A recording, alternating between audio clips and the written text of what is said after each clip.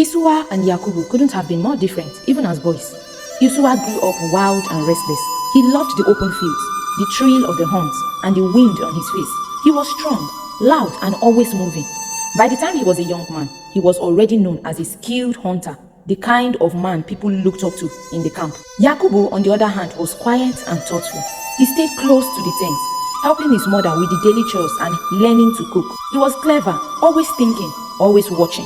While Isuwa ran after animals, Yakubu ran after ideas, planning and scheming in ways no one really noticed, except Rifkatu. Rifkatu loved both her sons, but her heart leaned toward Yakubu. She never said it outright, but we all knew. She would whisper to him about the prophecy, about how he was destined for something greater than even his older brother. Ishaku, on the other hand, was drawn to Isuwa. He admired his strength and the way he carried himself, like a man who could lead. That divide in the family only grew deeper as the years passed. One day, Isuwa came back from the fields, his face dripping with sweat and his stomach growling so loud you could hear it across the camp. Yakubu was by the fire, stirring a pot of lentil stew. The smell was rich, warm, and inviting. Abeg, fetch for me now. Isuwa said, dropping his bowl and sitting down heavily. I'm starving. Yakubu didn't even look up. He just kept staring. Sell me your birthright first.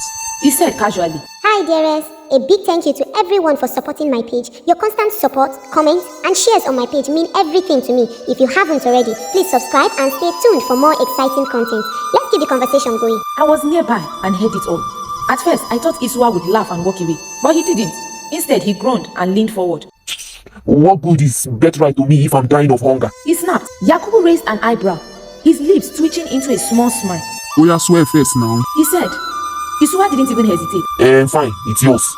Now give me the stew, Joe. Yakubu handed him a bowl, and Isuwa ate like he hadn't seen food in days. I watched the whole thing, stunned. A birthright was no small thing.